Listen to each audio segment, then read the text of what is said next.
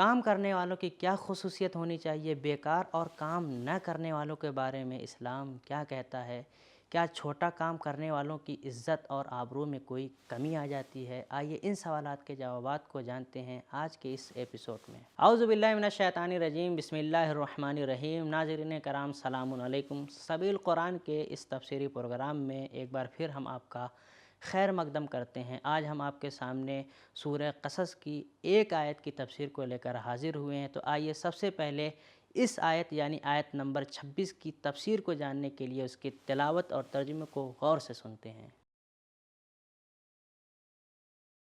كتاب أنزلناه إليك مبارك ليدبروا آياته وليتذكر أولو الألباب بسم الله الرحمن الرحيم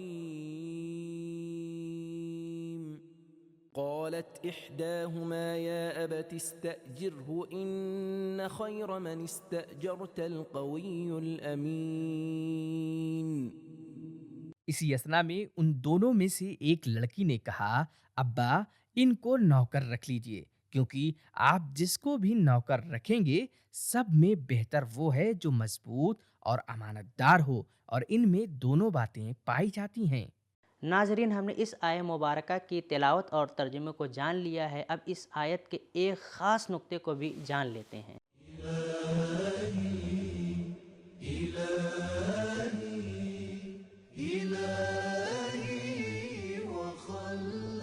امام رضا علیہ السلام نے فرمایا، حضرت شعیب نے اپنی بیٹی سے پوچھا، تمہیں کیسے پتا چلا کہ یہ جوان امانت دار ہے جو اسے امین کہہ رہی ہو؟ بیٹی نے کہا، جب میں نے آپ کی دعوت اسے سنائی تو مجھ سے کہا میرے پیچھے چل کر میری رہنمائی کرو۔ بہار جلد نمبر 13 صفحہ نمبر 44، تاکہ اس کی نگاہ میرے بدن پر نہ پڑے۔ ہم نے اس آیت کے مفید نقطے کو جان لیا ہے، اب اس آیت کے اہم ترین پیغامات کو بھی جان لیتے ہیں۔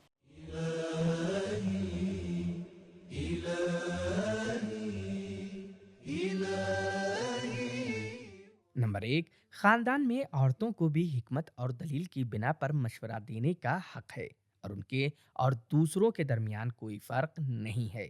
نمبر 2، والدین اور بچوں کے درمیان اچھا رابطہ اور خاندان میں بولنے کی آزادی اہمیت کی حامل ہے۔ نمبر 3، گھر کے تمام لوگ اپنا مشورہ دیں، لیکن آخری فیصلہ گھر کے سرپرست کا ہونا چاہیے۔ نمبر 4، پاک دامن عورتیں کوشش کرتی ہیں کہ گھر سے کم نکلیں۔ گھر سے باہر کے سخت کاموں کے لیے مرد سے کام لیا جائے۔ نمبر 5، کام کرنے میں کوئی شرم نہیں ہے، انبیاء بھی کام کرتے تھے۔ نمبر 6، انتخاب کرنے میں سب سے اچھے کو چنیں۔ نمبر 7، کسی کو کام پر رکھنے کے لیے 2 چیزیں ہونا ضروری ہے، قدرت یعنی مہارت اور امانت داری۔ نمبر 8، کسی کی مہارت اور امانت داری کو عام حالت میں اور بغیر اس کے بتائے ہوئے پرکھ اور پہچاننا چاہیے۔ اکثر لوگ دکھاوے، چاپلوسی اور ریاکاری کے ذریعے اپنی سچائی کو چھپا لیتے ہیں، لیکن حضرت موسیٰ نے ایک معمولی واقعے میں ایک حمایت اور پاک دامن برتاؤ کے ذریعے اپنے آپ کو جتایا۔ کام اور محنت۔ اللہ چاہتا ہے کہ لوگ زمین کو آباد کریں، اور یہ کام بغیر کوشش اور محنت کے ممکن نہیں ہے۔ پورے قرآن مجید میں جگہ جگہ نیک عمل کو بیان کیا گیا ہے، جس کا معنی بہت وسیع ہے۔ اللہ کے انبیاء چرواہے، کسان، درزی اور بڑھئی تھے۔ اسلام کی نظر میں کام عبادت ہے اور جہاد کے برابر ہے۔ وسائل الشیعہ جلد نمبر 12 صفحہ نمبر 43۔ بیکار انسان کی دعا قبول نہیں ہوتی۔ کام کرنا جسم اور روح کی پرورش، خالی وقت کی بھرپائی، فتنہ و فساد کو روکنے، ترقی، ذہانت، ایجاد، اقتصادی ترقی، عزت، خود کفالتی اور دوسروں کی مدد کا ذریعہ ہے۔ قرآن مجید میں ارشاد ہوا، ہم نے زمین کو تمہارے لیے تسخیر کیا، تو اب تم اس کے اوپر چلو اور اس کی روزی کو کھاؤ۔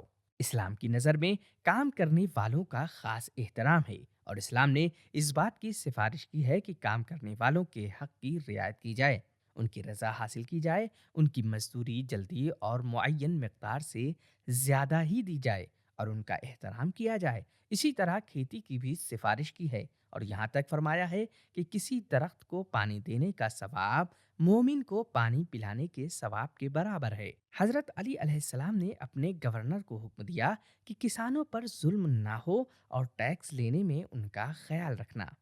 فکری کام کی اہمیت بہت زیادہ ہے، کیونکہ 1 گھنٹہ غور و فکر کرنا گھنٹوں کی عبادت سے بہتر ہے۔ کام میں کوتاہی اور سستی کرنے کی تنقید ہوتی ہے۔ پیغمبر اسلام صلی اللہ علیہ وآلہ وسلم نے فرمایا، اللہ کو پسند ہے کہ جو شخص کسی کام کو انجام دے رہا ہے اسے اچھی طرح انجام دے۔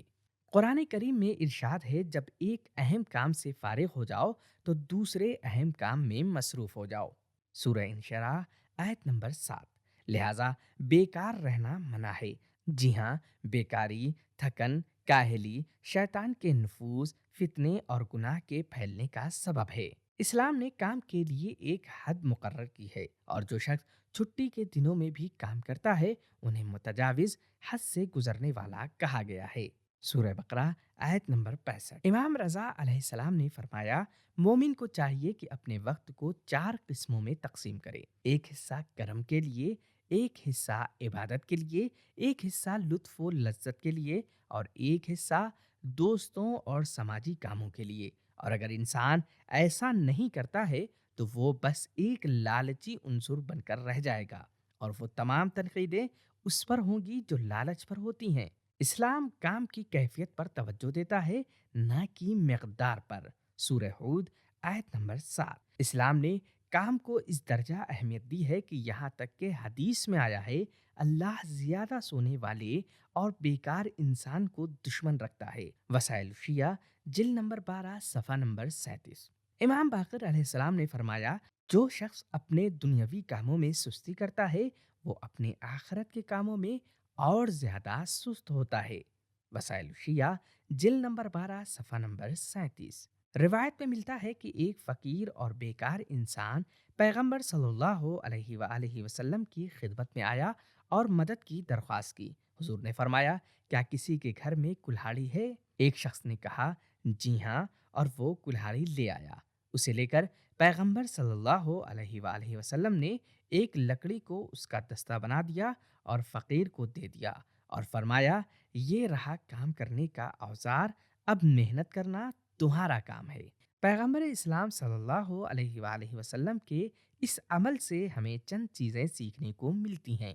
نمبر 1، انبیاء لوگوں کی زندگی کے فکر مند ہوتے ہیں۔ نمبر 2، سماج کا سب سے کمزور انسان سب سے بڑے انسان سے ملاقات کر سکتا ہے۔ نمبر 3، سماج میں ایک دوسرے کی مدد کرنے اور ساتھ دینے کی ضرورت ہے۔ کلاڑی کسی نے دی، لکڑی کسی نے، اور اس کو کلہاڑی کا دستہ حضور نے بنا کر دیا۔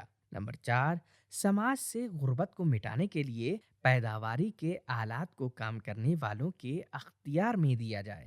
ناظرین، آج کے ایپیسوڈ میں ہم نے جانا کہ اپنی یا کسی مومن کی جان و مال کی حفاظت کے لیے تقیہ کرنا صحیح ہے۔ انسان کے زبان کی بہت ہی زیادہ اہمیت ہے۔ کبھی کبھی انسان کا ایک جملہ پوری قوم کی تقدیر بدل دیتا ہے، اور سماج کی اصلاح کرنا بہت ہی سخت کام ہے، اور سماج کی اصلاح کرنے والے کو ہمیشہ ہجرت اور دربدری کے لیے آمادہ ہونا چاہیے۔ یہ تھا ہمارا آج کا ایپیسوڈ۔ ملتے ہیں اگلے ایپیسوڈ میں، تب تک کے لیے شکریہ۔ خدا حافظ۔ سبیل قرآن، قرآنی سماج کی پہچان۔